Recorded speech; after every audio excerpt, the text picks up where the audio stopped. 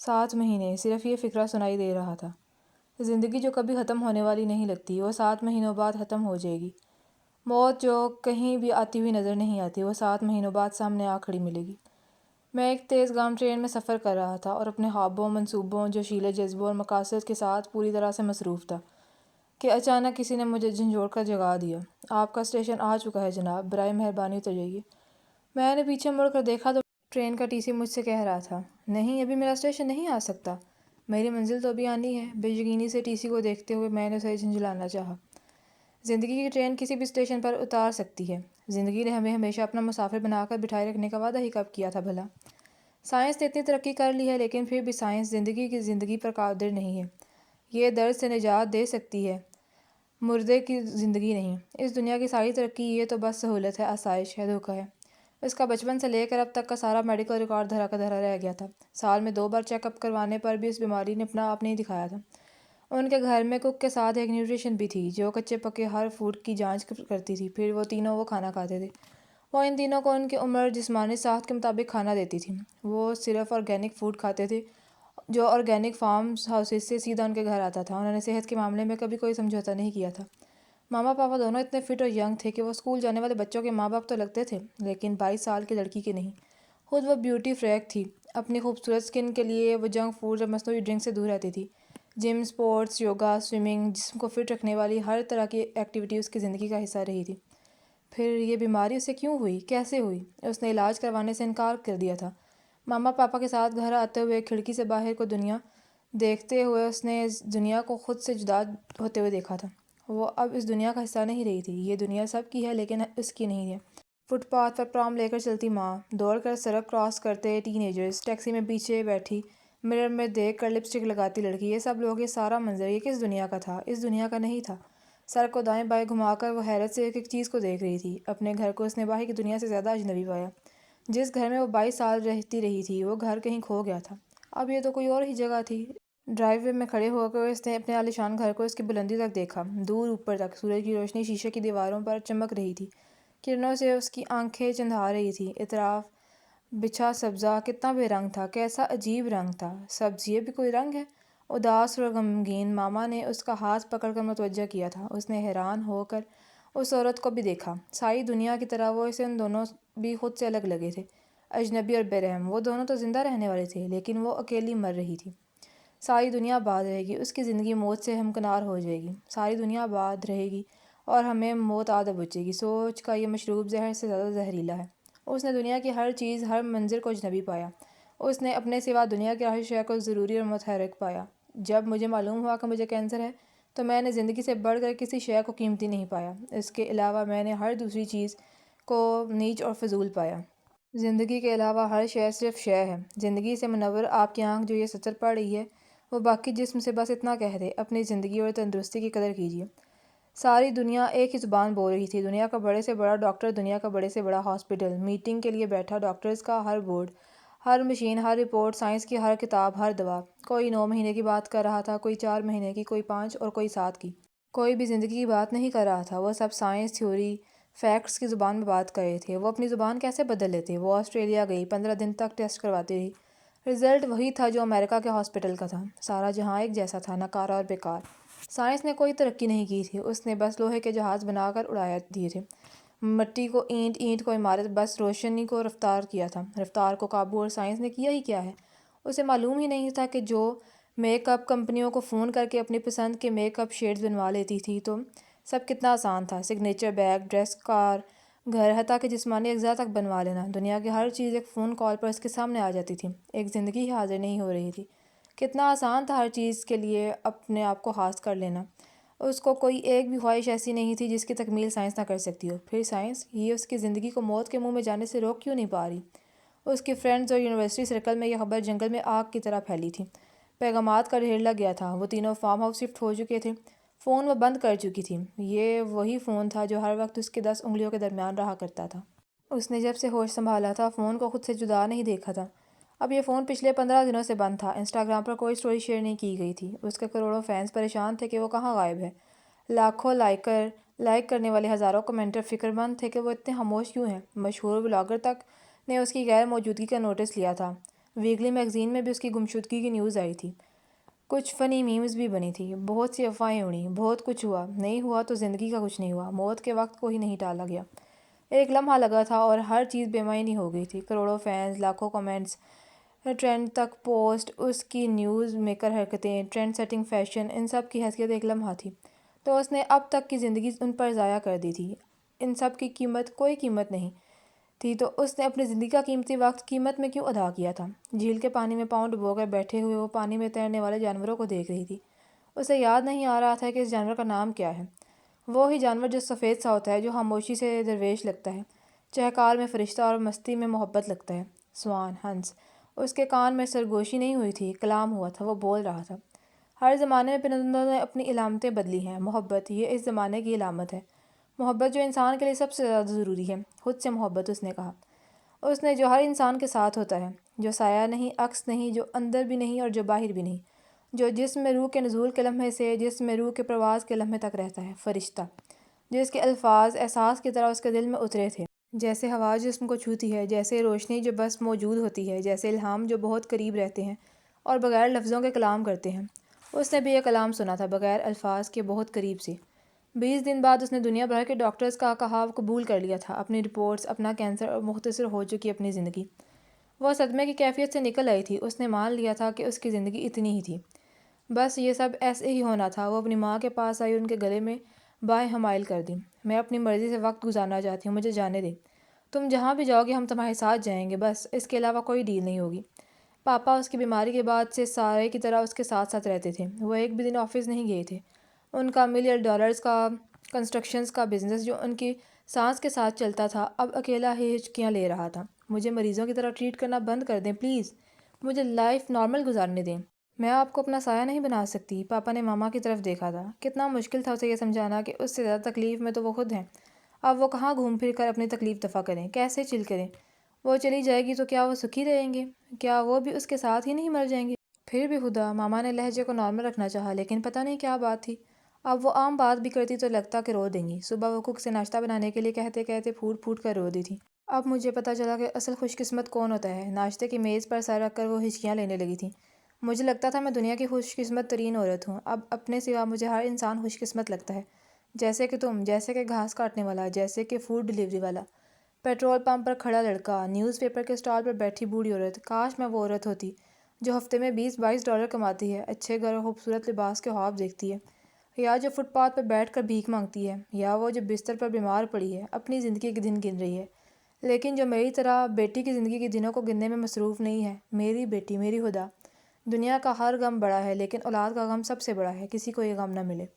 وہ ان کی اکلوتی بیٹی تھی، ان کا اپنا تعلق قطر سے تھا، شوہر پاکستانی امریکن تھے، ان دونوں کے خاندان 30-40 سالوں میں امریکہ میں آباد تھے، ان کے خاندان میں تو کسی کو ہارٹ اٹیک تک نہیں ہوا تھا، ان کے دادا 90 سال کی عمر میں حشاش بشاش فوت ہوئے تھے۔ پھر ان کی اکلوتی اولاد، جوان اولاد، خدا کیوں، آخر کیوں؟ میں ہر صورت آپ کے بغیر جانا چاہتی ہوں، اس نے دو ٹوک انداز میں کہا تھا۔ وہ ضدی تھی اور بری بھی۔ لیونگ روم میں سناٹا تھا، وہی سناٹا جو ان کی زندگیوں میں سانس کی جگہ لے چکا تھا۔ بورا بورا، وہ زندگی کے کچھ سانس یہاں لینا چاہتی تھی۔ اپنے دونوں جوتوں اور ٹریولنگ بیگ کی تصویر اس نے انسٹا پر شیئر کر دی تھی۔ ایک ہی تصویر پر انسٹا پر طوفان آ گیا تھا، لیکن اس طوفان نے بھی بورا بورا ایئر لینڈ کو ویران ہی رکھا تھا۔ وہ ساحل کے کنارے سجائے گئے ڈنر ٹیبل پر اپنی فرینڈز کے ساتھ بیٹھ کر ڈنر کر رہی تھی۔ تھوڑے سے فاصلے پر لکڑیوں کا الاؤ دہک رہا تھا، جس کے گرد لڑکے لڑکیوں کا گروپ مقامی ثقافت کے رنگ میں اپنے سازوں کے ساتھ رقص کر رہا تھا۔ یہ سب اہتمام اس کے لیے کیا گیا تھا۔ اس سے پہلے ساحل کی پٹی پر ہدا نام کے بڑے بڑے انگلش جے آتش گیر مواد سے جل رہے تھے۔ بورا بورا سے خوش آمدید کہہ رہا تھا، دور تک پھیلا رات کا سمندر، اس میں جل مل کرتا رات کے آسمان کا چاند، رقص کرتے لوگ، ترنم سے بجتے ساز۔ دنیا کتنی خوبصورت تھی، ہر چیز تو وہی تھی، ویسی ہی تھی۔ پھر بھی صبح اس نے بلندی سے پانی میں چھلانگ لگائی، شفاف سمندر میں وہ آبی جانوروں کی طرح دور نیچے تک چلی گئی تھی۔ سر باہر نکال کر اس نے نیلے شفاف سمندر کو سطح سے دیکھا تو جانا کہ سمندر بھی اس کا نہیں رہا۔ اس کی نظر سمندر کے پانی پر کائی کی طرح جم گئی۔ وہ اگلے ہی دن بورا بورا سے چلی گئی تھی۔ ماں کی دی ہوئی میڈیسن وہ سمندر میں پھینک گئی تھی۔ اس کی فرینڈز نے چپ چاپ اپنا سامان پیک کرنا شروع کر دیا تھا، ان میں سے کوئی بھی یہ ظاہر نہیں کرنا چاہتی تھی کہ وہ بیمار ہے اور اب نارمل بیہیو کر رہی ہے۔ پھر بھی سب صاف ظاہر ہو رہا تھا، ظاہر ہو رہا تھا کہ اس کا جسم زندگی چھوڑ رہا ہے، وہ دنیا سے اپنی لا تعلقی دکھا رہی تھی۔ وہ فیشنسٹ تھی، ترقی یافتہ دوروں کی ترقی یافتہ لڑکی۔ اسے لگتا تھا کہ جیسا فلموں میں ہوتا ہے ویسا ہی اس کے ساتھ بھی ہو سکتا ہے۔ وہ مرنے والی ہے، اس کے پاس 6-7 مہینے ہیں۔ وہ ورلڈ ٹور کرے گی، پہاڑوں پر چڑھے گی، دریاؤں اور سمندروں میں نہائے گی، گائے گی، ناچے گی، پوری طرح سے انجوائے کرے گی۔ 7 مہینے میں 70 سال کی زندگی جی کر بستر پر گر کر دم توڑ دے گی۔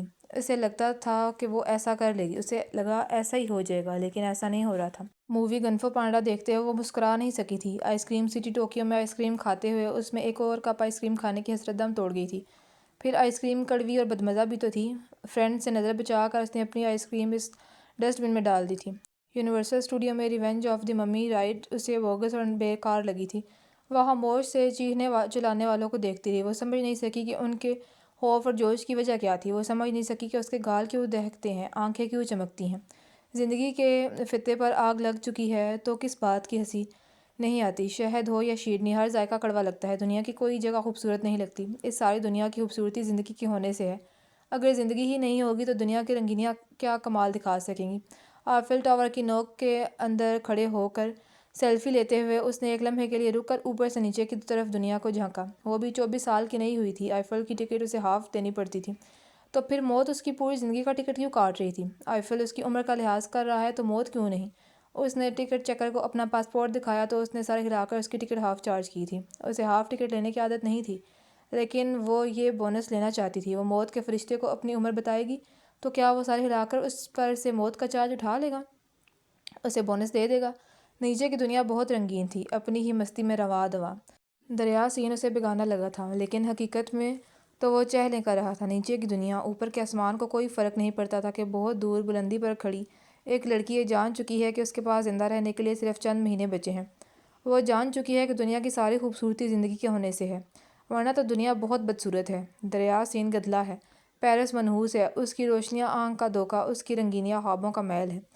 وہ ٹین ایجرز سر سے سر جوڑ کر سیلفیاں لے رہے تھے۔ ابھی وہ زندگی کے ایک ہی نام سے جانتے تھے، خواب۔ ہنی مون پر آئے کپل کے کہکے ہر آواز میں نمایاں تھے۔ اس نے نئی نویلی دلہن کی آنکھوں میں محبت کی نمایاں چمک دیکھی، اس کے گال چومتے اس کے شوہر کے انداز میں دیوانگی۔ اس نے گہرا سانس کھینچ کر منہ پھیر لیا۔ ابھی تو اسے محبت کا مزہ چکھنا تھا، ابھی تو۔ لالی پاپ کھاتی ایک بچی اس کی طرف دیکھ کر مسکرائی۔ بچی کی ہنسی اس کی ہستی کو نکارا بنا گئی تھی۔ شانزے لیزے پر چہل قدمی کرتے ہوئے اس نے مسکرانے کی کوشش بھی نہیں کی تھی۔ گھنٹوں تک لانگ شوز اور جینز کی پاکٹ میں دونوں ہاتھ، کھلے بلونڈ بال اور چہرے پر بے نیازی۔ کچھ لوگوں نے اسے پہچان کر ہاتھ سے ہائے کا اشارہ کیا تھا، لیکن وہ گردن کو اکڑا کر شاعرہ کو ریپ سمجھ کر واک کرتی رہی۔ اس کی آنکھیں بے تاثر تھیں، چہرہ بھنچا ہوا۔ کچھ ولاگرز ملے، انہوں نے اس سے بات کرنی چاہی تو اس نے بیزاری سے ان کے کیمروں کے لینزز پر ہاتھ رکھ کر انہیں پر ایک کھسکا دیا۔ اس کے فرینڈز اس سے کچھ دور پیچھے چل رہی تھیں، وہ رک رک کر کچھ تصویریں بنا رہی تھیں۔ ساتھ ساتھ چلتے ہوئے وہ اپنی فرینڈز سے بھی جدا ہو چکی تھی۔ چلتے چلتے وہ ہر شے کو پیچھے چھوڑتی چلی گئی، ہر شے سے جدا ہوتی گئی، پیرس سے، اپنے پیروں تلے کی زمین سے، کائنات کی ہر شے سے۔ اور اس وقت وہ تنہائی سے جا ملی۔ وہ اپنے کمرے سے نکلی تو اس کے سویٹ کے لاؤنج میں بیٹھی اس کی فرینڈز نے چونک کر اسے دیکھا۔ کیا ہوا؟ اس نے شانے اچکا کر بے نیازی سے پوچھا۔ تم نے شو کے لیے ڈریس کوڈ کو فالو نہیں کیا؟ تینوں بے آرامی محسوس کر رہی تھیں۔ وہ اڑی کے بل ذرا گھومی۔ کیا برائی ہے اس میں؟ میں ہمیشہ کی طرح خوبصورت لگ رہی ہوں۔ وہ ہمیشہ کی طرح خوبصورت لگ رہی تھی، لیکن وہ فیشن کے سب رولز ملیا میٹ کر چکی تھی۔ پرپل تو اس کا کلر ہی نہیں تھا، پھر اس نے پرپل لانگ گاؤن پہننے کی غلطی کیوں کی تھی؟ اس پر black half jacket, red copy clutch, blue heel اور گرے ہیٹ۔ وہ نو میک اپ لک پسند کرتی تھی، لیکن اس وقت وہ میک اپ تھوپے ہوئے تھی۔ اس نے شارپ ریڈ لپسٹک لگائی ہوئی تھی، پرپل شیڈ اس کی آنکھوں کو بوجھل کر رہا تھا۔ کبھی کبھی مزاح کا ہیز بھی لگنا چاہیے، اس نے ہنس کر بے نیازی سے کہہ دیا، لیکن وہ یہ نہیں کہہ سکی کہ وہ خود کو رنگوں میں لپیٹنے سے روک نہیں سکی۔ جیسے کہ یہ پرپل اور ریڈ مل کر اس کے بلیک اینڈ وائٹ زندگی کو رنگین بنا دیں گے، جیسے موت ڈر کر بھاگ جائے گی۔ ریڈ کارپیٹ راہداری سے گزرتے ہوئے تینوں فرینڈز نے باری باری اسے روک کر گروپ سیلفی لینی چاہی تو وہ بیزاری سے اونچی چھت کے اوپیرا ہال کی طرف بڑھ گئی۔ وہ جانتی تھی کہ وہ ان کے ساتھ اچھا نہیں کری، لیکن اچھا تو اس کے ساتھ بھی نہیں ہوا تھا۔ ان سے بہت دور نکل آنے پر چلتے چلتے وہ رک گئی۔ لوگوں کا چہل پہل کا شور، جوش و ولولہ انگیز آوازیں، کہکے، سرگوشیاں۔ اپنی ہیل پر گھوم کر اس نے سب کو دیکھا، سب کو سنا۔ ہر شے بدنما تھی، ہر آواز بے معنی۔ شو شروع ہو چکا تھا۔ اپنی سیٹ پر بیٹھے بیٹھے اس نے سر گھما کر اوپر گیلریوں کی طرف دیکھا۔ اگر وہ کچھ ڈھونڈ رہی تھی تو اس تلاش میں ناکام رہی تھی۔ بت کی طرح ساکت ہو کر وہ اسٹیج کی طرف گھوم گئی۔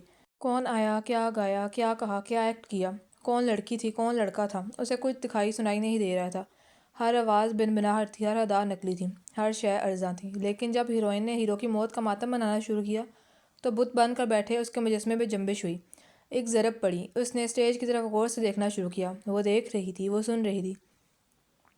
سامنے اسٹیج پر وہ خود کھڑی تھی، وہ اپنی ہی موت کا گیت گا رہی تھی۔ اس کی آنکھوں سے 2 آنسو نکل آئے، پھر یہ آنسو رکے نہیں، لگاتار بہتے رہے۔ اس نے ٹیشو نکالنا چاہا تو کپاہٹ کی شدت سے اس کے ہاتھ سے پاؤچ گر گیا۔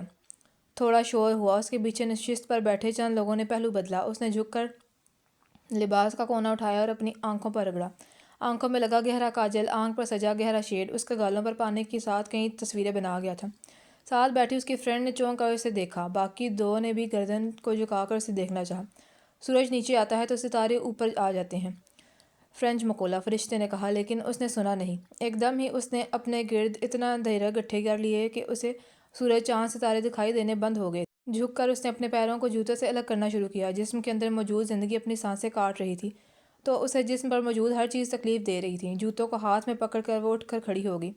وہ ایسے اوپیرا شو کے درمیان سے اٹھ کر نہیں جا سکتی تھی، یہ بد اخلاقی بھی تھی اور شو کے قوانین کے خلاف ورزی بھی۔ انتظامیہ کا ایک آدمی جلدی سے اس کی طرف آیا، لیکن وہ اپنی نشست کی رو میں کافی آگے بڑھ چکی تھی۔ لوگوں کو بے رحم کرتی ہوئی وہ کھسکتی جا رہی تھی۔ اوپیرا ہال کے سکوت نے اس کی سسکیوں کو سنا تھا۔ آگے سے چند لوگوں نے گردنیں موڑ کر پیچھے اسے دیکھا۔ گیلری میں بیٹھے لوگوں نے گردنوں کو ذرا سا جھکا کر نیچے اس کی طرف جھانکا۔ سب کی نظریں اٹھی رہ گئیں۔ انتظامیہ کا آدمی اس کی طرف آتے آتے رک گیا۔ رنگوں کی تہہ میں بھیگ کر بدنما ہوتے اس کے بدصورت گال سب کو دکھائی دے رہے تھے۔ وہ قدم آگے نہیں بڑھا سکی، ایک بوڑھے میاں بیوی کے درمیان پھنس کر کھڑی تھی۔ وہ سسک رہی تھی، ہچکیاں لے رہی تھی، اس کی سسکیاں ہر سماعت سن سکتی تھی۔ اسٹیج پر کھڑی فنکار، وہ ایک لمحے کے لیے رکی تھی۔ اوپیرا ہال میں اس کی سسکیاں گنگنا رہی تھی، وہ زندگی و موت کا حقیقی شو پیش کر رہی تھی۔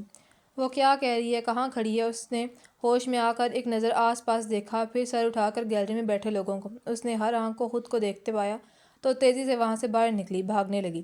اوپیرا ہال سے باہر، بلندی سے سیڑھیاں اترتے ہوئے، ریڈ کارپٹ پر دوڑتے ہوئے، اسٹیج پر ہیرو کی جدائی کے رعب الپتی فنکار سے دور، سڑک پر نکل کر دریائے سین کی طرف وہ بھاگتی جا رہی تھی۔ وہ جتنے لوگوں کے قریب سے گزر رہی تھی وہ سب دیکھ سکتے تھے کہ وہ رو رہی ہے، ہچکیاں لے رہی ہے۔ اس کا ہیٹ اڑ کر گر چکا تھا، ہاتھ میں پکڑے جوتے اس کے ہاتھ سے چھوٹ چکے تھے۔ وہ ننگے پاؤں سڑک پر بھاگ رہی تھی۔ ابھی تو زندگی شروع ہوئی تھی، وہ ختم کیسے ہو سکتی تھی؟ ابھی تو وہ صرف 22 سال کی تھی، پھر زندگی کی جوان بہاروں پر موت خزاں بن کر کیسے ٹھہر سکتی تھی؟ بھاگتے بھاگتے وہ ہانپ کر گھٹنوں کے بل گر گئی اور پھوٹ پھوٹ کر رونے لگی تھی۔ ابھی تو اولین سانس لی تھی، پھر وہ آخری ہچکی کیسے لے سکتی تھی؟ پیرس سے پاپا اسے پرائیویٹ جیٹ میں واپس لائے تھے، اس میں 2 قدم چلنے کی سکت بھی نہیں رہی تھی۔ اس کی آنکھیں گڑھے بن چکی تھیں، اس کا رنگ جل کر سیاہ ہونے لگا تھا، اس کا وزن تیزی سے گر رہا تھا، شانے کی ہڈی نظر آنے لگی تھی۔ 36 گھنٹوں میں اس نے 7 کلو وزن گرا لیا تھا۔ اس نے کینسر اور موت کو بیماری بنا لیا تھا۔ یہ روگ اس پر پوری طرح سے حاوی ہو چکا تھا۔ اس کی فرینڈز پاگلوں کی طرح اس کے پیچھے بھاگ کر اسے پیرس کی سڑکوں پر ڈھونڈتی رہی تھیں۔ جس سڑک پر گر کر وہ بے ہوش ہوئی تھی وہاں ہجوم لگ چکا تھا۔ اس کی فرینڈز اس کے پاس بیٹھ کر زاروں کی تار رونے لگیں، انہیں خود سمجھ نہیں آ رہی تھی کہ وہ کیا کریں۔ اس نے ساری زمین کو سر پر اٹھا لیا تھا، پورے آسمان کو خود پر گرا لیا تھا۔ جہاز میں لیٹے ہوئے وہ مسلسل کانپ رہی تھی، جیسے اسے سرد تودے سے نکال کر لایا گیا ہو۔ اس کی کپ کپی دل دہلا رہی تھی۔ ماں نے اس کی حالت دیکھی تو اسے گلے سے لگانے کی بجائے اس سے دور ہٹنے لگی۔ یہ میری خدا ہے، کیا ہوا ہے اسے؟ کیا کیا ہے اس نے اپنے ساتھ؟ اتنے بڑے گھر میں انہیں رونے کے لیے بہت کونے ملے، لیکن کوئی ایسا نہ ملا جہاں انہیں تسلی بھی مل سکتی۔ ڈاکٹرز نے اسے ایڈمٹ کرنا چاہا تو وہ چیخنے چلانے لگی۔ وہ ہسٹریائی ہو چکی تھی، اپنے بالوں کو مٹھیوں میں جکڑ کر کھینچنے لگی تھی۔ اسے سمجھ نہیں آ رہی تھی کہ موت سے کس طرح سے بدلہ لے، کیسے اس کی جان عذاب میں ڈالے۔ اسے جہاں جو چیز نظر آئی اس نے اٹھا کر توڑ دی۔ ہر چیز اس کا مذاق اڑا رہی تھی کہ وہ تو موجود رہنے والی ہے، لیکن خدا ختم ہو جانے والی ہے۔ اس نے وقت بتانے والی ہر شے ختم کر دی تھی، گھڑیاں، وال کلاک، موبائل، کیلنڈر۔ وہ کمرے میں اندھیرا کر کے رکھتی تھی تاکہ دن اور رات میں فرق ختم ہو جائے۔ اس کی بھوک پیاس ختم ہو چکی تھی، بچا تھا تو بس یہ احساس کہ سب ختم ہو جانے والا ہے۔ دونوں ماں باپ اپنی ہمت ہار چکے تھے۔ اس نے منہ تک دھونا چھوڑ دیا تھا، اس کا وزن اتنا گر چکا تھا کہ اب تو اس کی گردن اور گال کی ہڈیاں نمایاں ہونے لگی تھیں۔ اس نے علاج سے انکار کر دیا تھا، اگر مرنا ہی تھا تو اسے علاج کی تکلیف سہ کر نہیں مرنا تھا۔ وہ زہر کھا لے گی یا نبض کاٹ لے گی۔ پاپا نے بڑے سے بڑے نفسیاتی معالج سے رابطہ کیا۔ دنیا جہاں کے اسکالرز، ذہین و فطین لوگوں نے آ کر اسے امید بھری جوشیلی دلیلیں دے کر سمجھانا چاہا، اسے علاج کے لیے مجبور کرنا چاہا، لیکن اس نے دونوں کان بند کر لیے، دونوں آنکھیں میچ لیں۔ وہ زندگی کی طرف کھلنے والے دروازے بند کر کے رونے بیٹھ گئی تھی۔ سب کچھ خاک ہو چکا تھا، سب کچھ بکواس تھا۔ چاند پر پہنچ جانے والوں نے دنیا کو دھوکہ دیا تھا، وہ اسے جوانی میں قبر میں جانے سے نہیں بچا سکتے تھے۔ بے ایمان، دغا باز، جاہل! تم کم ہمت ہو! بڑی عمر کی خاتون موٹیویشنل نے مایوسی سے کیا باہمت ہونے سے مجھے زندگی مل جائے گی؟ وہ گھٹنوں کو کھڑا کر کے کاؤچ پر گمسم بیٹھی تھی۔ اب وہ کئی کے گھنٹے اسی حالت میں بیٹھ کر گزارا دیتی تھی۔ ماما نے ہزار بہانوں سے اسے اس خاتون سے ملنے پر راضی کیا تھا۔ 2 گھنٹے تک اس کے سامنے بیٹھ کر بولتی رہی تھی اور مایوس ہوئی تھی۔ کمرے کی دہلیز پر کھڑے ماں باپ کے چہرے پھیکے پڑ گئے تھے۔ زندگی ان کے لیے ایسی کڑی آزمائش بن کر رہ گئی تھی کہ وہ اپنی جان دے کر بھی اپنی بیٹی کی جان نہیں بچا سکتے تھے۔ خاندان کا ایک فرد تکلیف میں ہو تو اس تکلیف کو سب جھیلتے ہیں، ماں باپ تو اصل سے کہیں زیادہ تکلیف رہتے ہیں۔ اولاد کو چبھنے والا کانٹا ماں باپ کے دل پر زخم چھوڑتا ہے۔ زندگی 60-70 سالہ وقت کی میعاد کا نام نہیں ہے، یہ ہر سانس کو زندگی کرنے کا نام ہے۔ اس نے اپنے شانے پر کسی کے ہاتھ کا لمس محسوس کیا تھا۔ لمس نیا تھا اور خوشگن بھی۔ اس کی آنکھ کھلی، وہ کاؤچ پر ہی سو چکی تھی۔ ایک بچی اس کے سرانے کھڑی تھی۔ کمرے کی چھت تک بلند شیشے کی دیواریں صبح کا سورج دکھا رہی تھیں۔ سبزے کے قطعات پر کچھ اجنبی پرندے اچھل کود کر رہے تھے۔ گھاس سبز تھی، جو اس سے پہلے کبھی بھی نہیں ہو رہی تھی۔ ہیلو بچی، اس نے شانے پر ہاتھ کا دباؤ ڈالا۔ ہاتھ میں پکڑا پھولوں کا گلدستہ اس کے طرف بڑھا دیا۔ ہائے، اس بچی اور بچی کی مسکراہٹ اچھی لگی تھی۔ پھول بھی اجنبی تھے لیکن خوبصورت تھے۔ کون ہو تم؟ میں نے تمہیں پہچانا نہیں۔ کمرے میں آنے والا وہ پہلا انسان تھا جسے دیکھ کر وہ مسکرا رہی تھی۔ پھول آخر کار اس نے تھام ہی لیے تھے، جیسے اپنی سانسوں کو غار سے نکال کر ہوا کا رستہ دیا ہو۔ میں تو شیلو ہوں، آپ کے لیے پھول لائی ہوں۔ جھک کر اس نے گال کو چوما۔ بہت دیر سے سو رہی ہیں آپ، کیوں؟ میں سو تو نہیں رہی تھی، مجھے اب نیند نہیں آتی۔ آپ ابھی بھی نیند میں ہیں، جاگ جائیں گی تو آپ کو اچھا لگے گا۔ ایک بار پھر گال کو چوما اور کمرے سے چلی گئی۔ پھولوں کو اس نے ڈسٹ بن میں نہیں پھینکا تھا، انہیں میز پر رکھ دیا تھا۔ منہ پر پانی کی چھینٹیں مار کر وہ باہر آ گئی تھی۔ گمسم سے ماما پاپا لیونگ ایریا میں بیٹھے ہوئے تھے۔ ان کے سب کام اب ختم ہو چکے تھے۔ شیلے کہاں ہے ماما؟ وہ آج خود ہی کمرے سے باہر آئی تھی۔ دونوں نے اسے حیرت سے دیکھا تھا۔ پاپا فوراً اس کی طرف بڑھے، اسے اپنے ساتھ لگا کر پیشانی پر پیار کیا۔ کون شیلے؟ ماما جلدی سے کچن کی سمت بڑھیں۔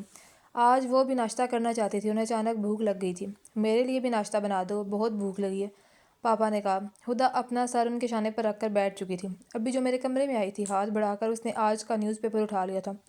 فریج کھول کر کھڑی ماں نے اپنے شوہر کی طرف دیکھا۔ دونوں کو سمجھ نہیں آئی کہ وہ ہدا سے سوال کریں یا اس کے سوال کا جواب دیں۔ ہاں، وہ آئی تھی، شاید اسے اسکول جانا تھا، جلدی میں تھی۔ پاپا کو جملہ مکمل کرنے میں وقت پیش آیا۔ پر وہ ہے کون؟ اس سے پہلے تو کبھی نہیں دیکھا۔ آپ کے کسی فرینڈ کی بیٹی؟ ماں باپ دونوں کی نظریں ملی۔ وہ ہمارے ہمسائے سے آئی تھی شاید۔ ماں نے شاید کا لفظ استعمال کرنا ضروری سمجھا۔ جب وہ ناشتہ کر رہی تھی تو وہ دونوں اپنے لقمے زہر مار کر رہے تھے۔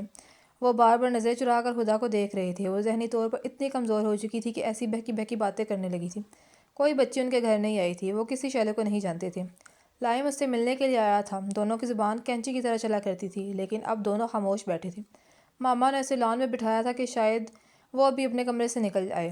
وہ سب سے ملنے سے صاف انکار کر دیا کرتی تھی، لیکن لائم کا نام سن کر وہ ماما کو دیکھ کر رہ گئی۔ اب تو میں بدنصیب نہیں رہی لائم۔ دونوں کے درمیان کافی دیر تک خاموشی رہی تھی، جو اس نے ایسے توڑی تھی۔ اس کی دھسی ہوئی آنکھیں اب دیدہ ہو چکی تھیں، وہ رونا سیکھ چکی تھی اور آنکھیں پونچھنا بھی۔ آئی ایم سوری خدا، یقین جانو وہ سب مذاق تھا اور تم نے سچ کہا تھا۔ میں واقعی میں یہ حسرت رکھتا تھا کہ میں بدنصیب انسان ہوتا جو تمہاری جگہ ہوتا، جو ایسی پراسرار زندگی گزار رہا ہوتا۔ لائم کی نظر اس نئی ہدا پر ٹھہر نہیں رہی تھی، اس کے دل میں ٹھیس اٹھی تھی۔ پیرس کی کہانی سننے کے بعد وہ رات بھر سویا نہیں تھا۔ تو کیا تم اب بھی یہی حسرت رکھتے ہو؟ میری جگہ آنا چاہو گے؟ وہ طنز سے ہنس دی۔ ہم جگہ ہی نہیں بدل سکتے خدا، اور ہم اپنی سوچ بھی نہیں بدل سکتے۔ اگر ایسا کر سکتے تو تمہارے ماں باپ ایک لمحہ ضائع کیے بغیر تمہاری جگہ لے چکے ہوتے۔ تمہیں دیکھ کر شاید ہی کوئی انسان ایسا ہوگا جو یہ حسرت نہیں کرتا ہوگا کہ کاش وہ ہدا کی جگہ ہوتا۔ اب تم یہ خواہش کر رہی ہو کہ کاش تم میری جگہ ہوتی، مجھ جیسی غریب بدحال پارٹ ٹائم جاب کرنے والی، ایک ایک پینی کا حساب رکھنے والی، لیکن صحت مند زندگی کی گارنٹی کی سند رکھنے والی۔ کیا ایسا ہی ہے ہدا؟ ہاں، میں دنیا کا کوئی بھی شخص ہوتی لیکن ہدا نہ ہوتی۔ اس نے سچائی کا اعتراف کیا۔ لائم نے گہرا سانس لیا۔ ہدا کتنا بدل چکی تھی، اسے تکلیف ہوئی تھی، اسے اب زندگی چاہیے تھی، بس زندگی۔ ہم سب ہمیشہ اپنی جگہ بدلنا چاہتے ہیں، ہم ہمیشہ کسی دوسرے کی جگہ جینا چاہتے ہیں۔ ہمیں جو میسر ہوتا ہے ہم اس پر راضی ہی نہیں ہوتے۔ ہم نے ہم بن کر رہنا سیکھا ہی کب ہے؟ مجھ سے کیوں ملنا چاہتے تھے؟ کچھ کہنے کے لیے، بلکہ سب سے اہم بات کہنے کے لیے، یہ کہ تم اپنی جگہ پر ہی رہو، اس بیماری کے مریضہ کی جگہ، زندگی کی جنگ لڑنے والی لڑکی کی جگہ۔ یقین کرو یہی تمہارے لیے سب سے بہترین جگہ ہے۔ دنیا میں بہت سے لوگ ایسے ہوں گے جو زندگی کی چند سانسوں کے لیے تڑپ رہے ہوں گے۔ بچے کو جنم دیتی ماں جو اپنی سانسیں توڑ رہی ہے، اسے چند سانسیں اور چاہیے تاکہ وہ اپنے بچے کو دنیا میں لا سکے۔ سڑک کے کنارے حادثے سے دم دیتا بچوں کا باپ، وہ اپنے بچوں کو باپ کے بغیر زندگی گزارنے کے لیے حوصلہ دینا چاہتا ہے، چند نصیحتیں اور سینے سے لگا کر چومنا چاہتا ہے۔ وہ بس چند سانسیں اور چاہتا ہے۔ بستر مرگ پر پڑا بیمار پشیمان جو اپنے پیاروں سے معافی مانگنا چاہتا ہے، سرحد پار کرتا سربین بچہ، وہ تو بس ایک نئی سرزمین کو سورج دیکھنا چاہتا تھا۔ لاکھوں کروڑوں لوگ اب بھی تمہاری جگہ لینا چاہتے ہوں گے خدا۔ ان کے لیے چند مہینے، چند ہفتے، چند لمحے، چند سانسیں ہی بہت ہوں گی۔ تم ابھی بھی اپنی ان سانسوں کی قیمت نہیں پہچان رہی، تم ابھی بھی ناشکری کر رہی ہو، اس لیے خدا تم اپنی جگہ پر ہی رہو۔ میں جانتا ہوں یہ سب کہنا آسان ہوتا ہے اور کرنا مشکل۔ میں آسانی سے کہہ رہا ہوں، تم مشکل سے ہی صحیح لیکن اسے آسان کر لو۔ اپنے لیے خدا، صرف اپنے لیے، کیونکہ انسان اپنے لیے پیدا ہوتا ہے اور اپنے لیے ہی مر جاتا ہے۔ درمیان کے سب باتیں تو فل سٹاپ اور کوما ہے۔ وہ چپ چاپ لائم کو دیکھتی رہی۔ خدا ہمیں ہمارا ظرف ہمت و حوصلے کے مطابق آزماتا ہے۔ خدا گئی آزمائش بڑی ہے تو تمہارا ظرف بھی بڑا ہوگا، یہ جنگ بڑی ہے تو فتح بھی بڑی ہوگی۔ تم جانتی نہیں، جو جانتا ہے وہ آزما رہا ہے، تمہارے اندر چھپی ہوئی طاقتوں کو باہر لانے کے لیے سامان کر رہا ہے۔ اسے یہ کرنے دو، اس کے ساتھ تعاون کرو۔ تم پھر سے لیکچر دے رہے ہو؟ وہ ہنس کر رو دی۔ پھر سے؟ ہر انسان مشقت اٹھاتا ہے خدا۔ پہلے تم نے دولت کی، آسائشوں کی مشقت اٹھائی، ہنس کر اٹھائی ہے، اب یہ تکلیف کی مشقت اٹھانے کی کوشش تو کر کے دیکھو۔ اپنے لیے خدا، صرف اپنے لیے۔ لائم چلا گیا تھا، وہ اسے ایک آخری بار ہاسپٹل جانے پر راضی کر گیا تھا۔ وہ ہاسپٹل آ گئی تھی۔ 2 گھنٹے کی میٹنگ، 10 ڈاکٹروں کا بورڈ، اس کی سب رپورٹس اور ان کے امید بھری باتیں۔ وہ بے نیازی سے اپنے ناخن چباتی رہی تھی۔ اس کا چہرہ بے تاثر تھا۔ وہ جب بول بول کر تھک گئے تو اس نے سب کی طرف دیکھ کر میری سے پوچھا، میں نے یہ سب باتیں سن لیں، سمجھ لی، اب بس ایک سوال کا جواب دے دیں، کیا میں زندہ رہوں گی؟ ہمیشہ تو کوئی بھی زندہ نہیں رہے گا، ہیڈ ڈاکٹر نے کہا۔ کیا میں کم سے کم 40-50 سال تک زندہ رہوں گی؟ میں 40-50 سیکنڈ بعد زندہ ہوں گا یا نہیں، میں یہ بھی نہیں جانتا، لیکن میں جانتی ہوں آپ 40-50 سال بعد بھی زندہ رہیں گے، کیونکہ آپ اس کرسی پر نہیں بیٹھے جس پر میں بیٹھی ہوں۔ وہ کرسی الٹ کر کھڑی ہو گئی۔ میں حقیقت تسلیم کر چکی ہوں، آپ سب بھی کر لیں اور مجھے بے خدا خوابوں کی بھول بھلیوں میں بھٹکانا بند کریں۔ میں آپ کو خود کو دھوکہ دینے نہیں دوں گی۔ وہ میٹنگ روم سے باہر آ گئی۔ جو ارادہ باندھ کر آئی تھی وہ ڈاکٹر کا مکر دیکھ کر توڑ دیا۔ سب الو کے پٹے جھوٹ بولتے ہیں، ورنہ اس کا سالانہ چیک اپ ہی کوئی ہنٹ دے دیتا۔ ایک دم سے کیسے اس کی زندگی 7 مہینے کی سٹیج پر پہنچ گئی۔ دنیا کو پاگل بناتے ہیں، بیکار مشینری، ناکارہ ٹیسٹ اور جاہل ڈاکٹر۔ اس کی چال میں تندہی سی۔ وہ راہداری عبور کر رہی تھی کہ اسے ٹیرس پر کھڑی بچی پر شیلے کے ہونے کا گمان ہوا۔ تیز تیز اٹھتے اس کے قدم تھم گئے۔ وہ شیلے نہیں ہو سکتی، یہ دیکھنے کے لیے وہ اس کی سمت بڑھ گئی۔ وہ شیلے ہی تھی، آج بھی اس کے ہاتھ میں پھول تھے۔ شیلے، تم یہاں کیا کر رہی ہو؟ سر کو اس کی سمت جھکا کر گرا، پھر گھٹنوں پر بیٹھ کر اس کے شانے پر ہاتھ رکھ دیے۔ جواب دینے کی بجائے اس نے پھول کی سمت اس کی سمت بڑھا دیے۔ آپ کا انتظار کر رہی تھی۔ تمہیں کیسے پتہ چلا کہ میں یہاں آئی ہوں؟ اس نے اس کے گالوں پر پیار کیا تھا۔ ماما نے؟ ہنس کر اس نے اپنا رخ آسمان کی طرف پھیر لیا اور ہاتھ اٹھا کر اشارہ کیا۔ مجھے آسمان بہت پسند ہے، اور آپ کو؟ مجھے اب کچھ بھی پسند نہیں رہا۔ شیلے نے ہاتھ بڑھا کر اس کا ہاتھ پکڑ لیا اور اسے اپنے ہاتھوں کی طرح آسمان کی سمت بلند کر دیا۔ جو زمین پر نہیں ہو سکتا وہ آسمان سے ہوتا ہے، ضرور ہوتا ہے، اس لیے مجھے آسمان پسند ہے۔ اس کا جسم مجسمہ ہوا۔ اس کی ایک نظر آسمان اور ایک نظر شیلے کو دیکھا۔ رونا اچھا ہوتا ہے، لیکن یہ طے کر لیں کہ رونے کے بعد ہنسنا بھی ہوگا۔ اپنے ننھے ہاتھوں سے وہ اس کے بھیگے گال صاف کرنے لگی تھی۔ وہ ایک دم ہنس دی۔ تم بہت اچھی بچی ہو، آپ بہت اچھی انسان ہیں، یہ یقین رکھیں، باقی سب بھول جائیں، اپنے دل کو جگائیں۔ دل کو جگا کر کیا کروں؟ اسے یہ امید دیں کہ زندگی کی کہانی میں موت تو ہمیشہ سے شامل رہی ہے۔ پھر وہ اتنا سہما ہوا کیوں ہے؟ اتنی سی بچی کے منہ سے یہ سن کر وہ دنگ رہ گئی تھی۔ تمہیں موت کی باتیں نہیں کرنی چاہیے، ہر زندہ شے کو موت کی بات کر لینی چاہیے، ایک ایسے ساتھی کی طرح جس سے کبھی کبھی لڑنا بھی پڑ سکتا ہے۔ تم لڑی ہو کبھی؟ شیلے ہنس دی، جھک کر اس کے گال پر پیار کیا۔ چھپی ہوئی چیزوں سے خوف آتا ہے، ظاہری چیزیں بے ضرر لگتی ہیں، موت اب میرے لیے بے ضرر ہے، میں نے اسے چھپا ہوا دیکھ لیا ہے، کہہ کر شیلے چلی گئی۔ وہ اسے دیکھتی رہ گئی۔ شیلے کو دیے ہوئے پھول کمرے کی میز پر رکھے تھے، ان پھولوں پر آسمان کے چراغ کا سایہ پڑا تھا۔ صبح اٹھتے ہی وہ شیلے سے ملنے کے لیے ہاسپٹل جانے کی تیاری کرنے لگی تھی۔ اس نے ماما پاپا کے ساتھ ناشتہ بھی کیا تھا، باپ کے گال پر پیار کر کے انہیں آفس جانے کے لیے کہا تھا، اپنے لباس پر توجہ دی تھی، اچھی طرح سے منہ دھو کر ماما کے ڈریسنگ سے کھڑے ہو کر لپ گلوز لگایا اور پرفیوم اسپرے کیا تھا۔ وہ شیلے سے اچھی حالت میں ملنا چاہتی تھی۔ راستے میں اس نے اس کے لیے پھولوں اور چاکلیٹس لی تھیں، ایک چھوٹا سا بیئر بھی لے لیا تھا۔ مجھے شیلے سے ملنا ہے، وہ یہاں کسی وارڈ میں ایڈمٹ ہے۔ کمپیوٹر پر شیلے کا نام ٹائپ کرتی ریسیپشنسٹ کے ہاتھ رک گئے، جیسے اسے ایک دم سے کچھ یاد آیا تھا۔ اس نے سر اٹھا کر خدا کو دیکھا۔ اسے کمپوز ہونے میں کچھ وقت لگا تھا۔ شیلے 9-10 سال کی بچی؟ وہ پوچھ رہی تھی، یا شاید کنفرم کر دی تھی۔ اس نے سر ہلا دیا۔ میرے ساتھ آئیں۔ وہ اٹھ کر کھڑی ہو گئی۔ وہ سینئر ڈاکٹر کے آفس کی طرف چلی جا رہی تھیں۔ شیلے، تمہیں یہاں کہاں ملی تھی خدا، اور کب؟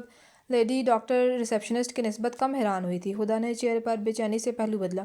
اسے کچھ عجیب لگ رہا تھا۔ پہلی بار وہ مجھے گھر ملنے آئی تھی، پھر وہ مجھے اس ہاسپٹل کے کوریڈور میں ملی تھی۔ اس نے بتایا وہ بھی بیمار ہے، یہی ایڈمٹ ہے۔ وہ ٹھیک تو ہے ڈاکٹر؟ اسے کچھ وہ گھبرا گئی، زبان اٹکنے لگی تھی۔ وہ ٹھیک ہی ہوگی جہاں بھی ہوگی، ان فیکٹ وہ یہاں 18 سال پہلے آئی تھی۔ وہ بے ساختہ ہنس دی۔ ڈاکٹر، اس کی عمر 9-10 سال ہے، آپ کے پاس وہ 18 سال پہلے کیسے آ سکتی ہے؟ یہ سچ ہے خدا، یہاں کے ریکارڈ کے مطابق وہ یہاں 18 سال پہلے آئی تھی۔ وہ یتیم خانے میں رہتی تھی، فیملی کے نام پر اس کے آگے پیچھے کوئی نہیں تھا۔ 6 سال تک اس کا علاج چلتا رہا تھا، کچھ NGOs نے مل کر اس کا علاج کروایا تھا۔ 6 سال؟ اسے جھرجھری آ گئی تھی، آواز حلق میں دم توڑنے لگی تھی۔ کیا ہوا تھا اسے؟ Bone cancer. Bone cancer? اس کی آواز کپکپا گئی۔ اور پھر وہ ٹھیک ہو گئی تھی؟ اس کے حلق میں سانس اٹک گئی تھی۔ وہ ٹھیک ہو چکی تھی، اسے ڈسچارج کر دیا گیا تھا۔ یہاں علاج کے لیے آنے والے اکثر مریض ہم سے شعلے کے بارے میں پوچھتے ہیں۔ وہ کہتے ہیں کہ وہ انہیں پھول دیتی ہے، ان کا کہنا ہے کہ اس کے دیے پھول بہت خوبصورت ہوتے ہیں، جب وہ مسکراتی ہے تو ان کے دل ہلکے پھلکے ہو جاتے ہیں۔ ہاں ایسا ہی تھا۔ وہ حیران ڈاکٹر کی شکل دیکھ رہی تھی، اسے کچھ سمجھ نہیں آیا کہ وہ کیا کہے کیا پوچھے۔ اس کا مطلب اس وقت شعلے کی عمر کم سے کم 27-28 سال ہوگی، تو پھر وہ مجھے جس ایج میں وہ تمہیں ملی ہے اس عمر میں وہ بہت زیادہ تکلیف سے گزر رہی تھی۔ 8، 9 اور 10 سال کی عمر میں ایک نارمل صحت مند اور طاقتور انسان تکلیف کی جس شدت کو برداشت کر سکتا ہے وہ اس سے 3 گنا زیادہ تکلیف برداشت کر رہی تھی۔ پھر بھی وہ مسکراتی رہتی تھی، وہ کبھی روئی بھی نہیں تھی۔ سینئر ڈاکٹرز آج بھی اس کی ہمت و حوصلے کی کہانیاں بیان کرتے تھے۔ شاید خدا کو اس کی یہی بہادری پسند آ گئی تھی، اسے امید کا استعارہ بنا دیا، اس کے ہاتھ میں پھول دے دیے اور چہرے پر مسکراہٹ۔ اس کا سر گھوم رہا تھا، اسے کوئی بات سمجھ نہیں آ رہی تھی۔ ینگ شعلے اس وقت کہاں ہے؟ وہ مشکل سے یہ سوال پوچھ سکی تھی۔ میں نے کہا نا خدا، وہ ایک یتیم خانے سے تھی۔ چند اور لوگوں کے کہنے پر اس یتیم خانے سے رابطہ کیا گیا تھا، لیکن ان کا کہنا تھا کہ بالغ ہونے پر وہ ملک چھوڑ کر چلی گئی تھی۔ کہاں سے یہ کوئی نہیں جانتا۔ پھر اسے زیادہ شد و مت سے اس لیے بھی نہیں ڈھونڈا گیا کہ جن لوگوں سے وہ ملی تھی ان لوگوں کا کہنا ہے کہ اگر یہ سب ایسے ہی ہے تو ایسے ہی رہنے دیا جائے۔ دنیا میں وقوع پذیر ہونے والا ہر واقعہ کی کھوج میں نہیں لگنا چاہیے۔ اگر یہ خدا کا کوئی راز ہے اور شعلے اس راز میں شریک ہے تو اسے ایسے ہی رہنے دیا جائے۔ وہ بے یقینی سے ڈاکٹرز کو دیکھ رہی تھی۔ وہ اسے ایسی کہانی سنا رہی تھی جس پر اسے یقین نہیں آ رہا تھا۔ اسے لگا وہ نیند میں ہے، ابھی جاگ جائے گی۔ کیا ترقی یافتہ دور میں بھی ایسا کچھ ہو سکتا ہے؟ یہ سب آخر کیا تھا، کیوں تھا؟ وہ جاگی تھی تو کڈ وارڈ میں تھی۔ وہ وہاں شعلے کو ڈھونڈ رہی تھی، لیکن شعلے وہاں نہیں تھی۔ اس نے کچھ نرسز سے شعلے کے بارے میں پوچھا، لیکن شعلے کہیں نہیں ملی۔ ایسا کیسے ہو سکتا ہے؟ بھری دنیا میں وہ صرف شعلے سے ملنا چاہتی تھی اور بھری دنیا میں ہی وہ غائب تھی۔ یہ وہ کس جادو نگری میں آ چکی ہے جہاں ہر منظر نیا ہے، پرانی چیزیں اپنی جگہ بدل چکی ہیں، ورنہ کیفیت؟ اس کے دیے ہوئے پھول ابھی تک اس کے کمرے کی میز پر رکھے تھے، پھول وہیں تھے، پھر شعلے کہاں تھی؟ گھر آ کر اس نے سب سے پہلے پھولوں کو دیکھا، ہاتھ بڑھا کر اس نے انہیں اپنے قریب کر لیا تھا۔ اس نے ابھی تک ان پھولوں کو سونگھا ہی نہیں تھا۔ وہ انہیں اپنی ناک کے قریب لے کر آئی تھی، اسے عجیب سی خوشبو محسوس ہوئی تھی۔ اس نے دوبارہ انہیں سونگھا اور دیر تک خوشبو کو جانچتی رہی، پھر اس نے گردن کو شانے کی طرف جھکا کر خود کو سونگھا۔ وہ ایک دم سے چونک گئی، پھولوں میں سے اس کو اپنی خوشبو آ رہی تھی۔ وہ ایک دم سہم گئی، پھولوں کو اس نے خود سے دور رکھ دیا۔ وہ انہیں سہمی نظروں سے دیکھ رہی تھی۔ تو کیا اب جیسے جیسے پھول مرجھائیں گے ویسے ویسے اس کی صحت گرنے کی نشاندہی کریں گے؟ اب یہ پھول اسے بتائیں گے وہ کب تک تر و تازہ رہنے والی ہے؟ اب یہ اس کی زندگی کا کیلنڈر بنیں گے؟ اس کا سر گھوم رہا تھا۔ مجھے آسمان پسند ہے، اس کی آواز اس کے کانوں میں گونج رہی تھی۔ جو زمین پر نہیں ہو سکتا وہ آسمان سے ہوتا ہے۔ جھپٹ کر اس نے پھول اٹھائے، اپنی زندگی کے دنوں کی طرح۔ وہ اس نے گننا چاہا لیکن وہ انہیں گن نہیں سکی، لیکن وہ 6 ہیں۔ پھر لگا 6 سے تو بہت زیادہ ہیں۔ اس کی زندگی، اس کی آنکھیں بار بار دھندلا رہی تھی۔ وہ انہیں انگلی سے الگ الگ کرنے کے باوجود گن نہیں پا رہی تھی۔ وہ کانپ رہی تھی، وہ رو دینے کو ہو چکی تھی۔ یہ اس کے ساتھ سب کیا ہو رہا ہے؟ اس نے وقت بتانے والی ہر شے ختم کر دی تھی، خود کو گنتی بھلا دی تھی، تو پھر یہ پھول، یہ اس کی زندگی کی گھڑی بن کر کیوں آ گئے تھے؟ اسے یہ سزا کیوں دی جا رہی تھی؟ بیک وقت دکھی اور پاگل، ٹوٹی ہوئی اور غمزدہ، تنہا اور اکیلی، وہ پھوٹ پھوٹ کر رونے لگی۔ کتنی ہی دیر تک روتی رہی، اتنی دیر تک کہ دن جو روشن تھا وہ مدھم ہوتے ہوتے رات کی تاریکی میں بدل گیا تھا۔ آسمان پر کوئی ستارہ تو ظاہر نہیں ہوا تھا، لیکن ایک ستارہ تھا جو اس کے قریب ہی ہے، بس قریب ہی روشن ہونے کو تھا۔ میز پر رکھے کرسٹل کے گلاس نما گلدان کو اس نے کچھ دیر تک گھورا، ہتھیلی سے اپنے آنسو پونچھے اور بڑھ کر گلدان اٹھا لیا، اور پوری شدت سے، ساری نفرت سے، کامل بے یقینی سے، مکمل بے ایمان ہو جانے سے شیشے کی چھت تک اٹھی دیوار پر دے مارا۔ دور خاموش پڑی جھیل اور آب کنارے، خاموش پڑے سوان اور ان کی آواز، اس سے آگے درختوں کے جھنڈ اور جھنڈ کے آگے کائنات۔ شیشے کی دیوار کے ٹوٹنے کی آواز ہر شے نے سنی تھی۔ کائنات کی سماعت، وہ منتظر تھی۔ کائنات کی زبان تیار تھی۔ شیشے کے ٹکڑے تیز آندھی کی طرح پیچھے کی سمت ٹوٹے، لیکن ان کے ذروں کی زمین پر گرنے سے کچھ پہلے، اتنے پہلے کہ انسان پلکیں گرائے اور اٹھا بھی لے۔ اس سے بھی کم وقت میں روشنی کی سمت سے سب کچھ کر گزرنے والے آسمان کی بلندی سے وہ آیا۔ وہ اندھیرے میں اندھیرا بن کر آئے تو وہ بھی روشنی ہوتا ہے۔ سب تعریفیں اللہ کے لیے ہیں جس نے تمہیں انسان پیدا کیا اور مجھے تمہارا نگران فرشتہ، اس نے کہا۔ اس کی ایسی زبردست موجودگی پر وہ اسے دیکھے بغیر نہیں رہ سکی، صرف اسے۔ کرسٹل کا گلدان ٹوٹ چکا تھا، شیشے کی دیوار بھی۔ وہ جھک کر کرچیوں میں سے ایک ایک پھول چن کر الگ کر رہا تھا۔ وہ یک ٹک اسے دیکھ رہی تھی، فرشتے کو، اپنے فرشتے کو۔ نہ وہ دیکھ کر حیران تھی، نہ سن کر۔ اسے ایسا نہیں لگا کہ وہ کسی اجنبی سے مل رہی ہے، وہ تو اسے ہمیشہ سے جانتی تھی، بچپن سے، ایک ایک لمحے سے، لیکن وہ کبھی اس کی موجودگی کی قائل نہیں تھی۔ اس کی آواز نے اسے یاد دلایا تھا کہ یہ آواز اکثر اس کے کانوں میں گونجتی رہتی تھی۔ تب یہ آواز بے آواز تھی، اب یہ کلام تھی۔ جب وہ پہلی بار یونیورسٹی میں کنووکیشن کے دوران سیڑھیوں سے گری تھی تو ایک لامکان لمحے میں اس کی صورت دکھائی دی تھی۔ اسے ہی پست کیا جاتا ہے جسے بلند کرنا ہو، اٹھ کر کھڑی ہو جاؤ خدا، وہ اسے کہہ رہا تھا۔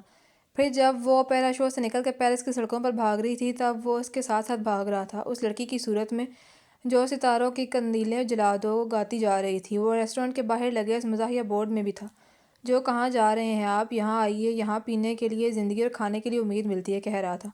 ماں کا ہاتھ چھڑا کر بھاگتا بچہ، اس نے کہا تھا، زندگی بہت خوبصورت ہے، وہ مجھے پرپل ڈریس میں بھاگتی ہوئی دکھائی دے رہی ہے، مجھے اس سے مل لینے دیں، مجھے اس سے گلے لگا لینے دیں، وہ بالکل مجھ جیسی ہے۔ جس وقت وہ پھوٹ پھوٹ کر روتے ہوئے بے ہوش ہوئی تھی، لامکان لمحے میں بھی وہ اسے پھر دکھائی دیا تھا۔ جو زمین والے نہیں کر سکتے وہ آسمان والا کرتا ہے۔ اپنے یقین کو بیدار کرو، خود کو بیدار کرو خدا۔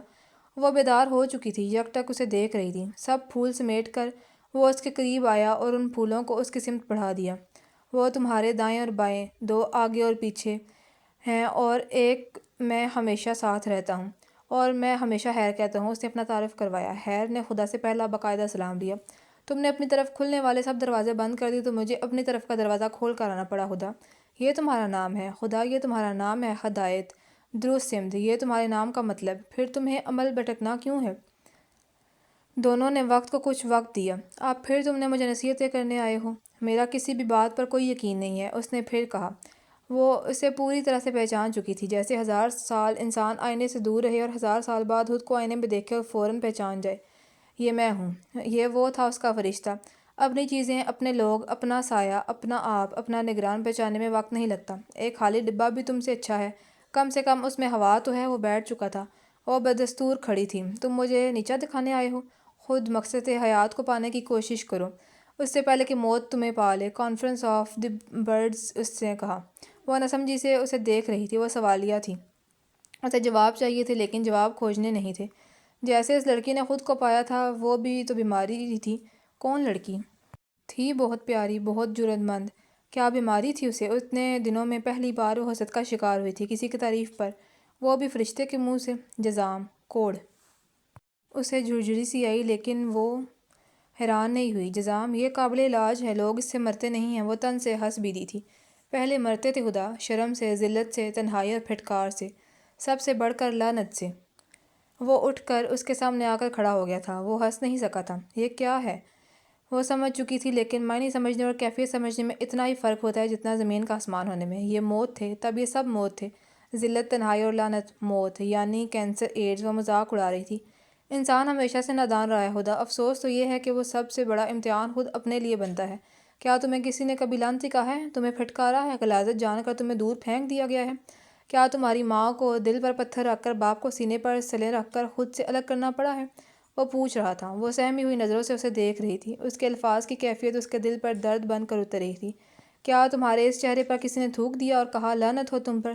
جس پر خدا کی پھٹکار پڑی ہے اس پر ہماری بھی پھٹکار ہو۔ جاؤ، نکل جاؤ زندگی کے کناروں سے، اب تمہارا اس پر کوئی حق نہیں رہا، کیونکہ تمہارا رب ہی تمہارا نہیں رہا۔ وہ سہم کر 2 قدم پیچھے ہٹی۔ کیا کہہ رہے ہو؟ کون تھی وہ؟ دبیسا، وہ بتانے جا رہا تھا۔ خدا کا فرشتہ، دبیسا کے پرندوں کے مانند۔ ڈوب چکے دن کی روشنی اس کی پشت پر غروب ہونے لگی تھی۔ دبیسا، یہ اس کا نام ہے۔ دن کی روشنی اس کی پیشانی سے طلوع ہو رہی ہے۔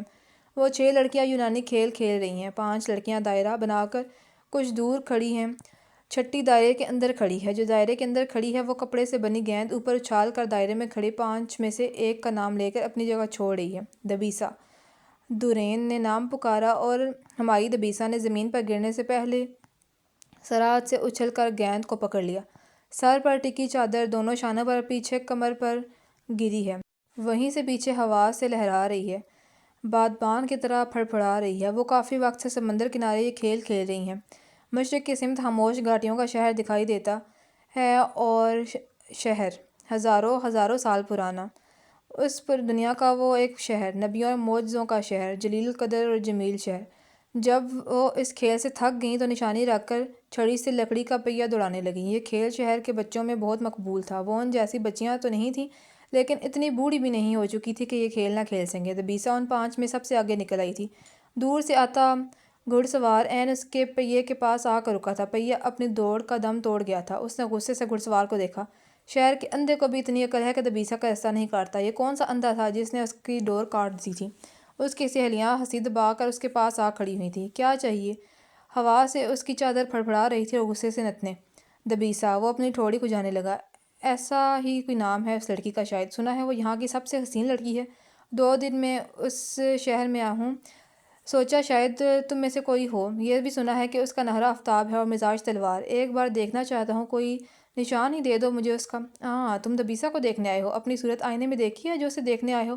وہ اسے گھور رہی تھی۔ اگر وہ حسین ہے تو میں ذہین ہوں۔ عقل و شعور مجھ پر ختم ہے۔ اس نے گردن اکڑائی، بیچاری گردن۔ جو اپنی زبان سے اپنی عقل کا اظہار کرتا ہے وہ بے وقوفوں کا سردار ہوتا ہے۔ بہت تیز زبان ہے تمہاری۔ کیا نام ہے تمہارا؟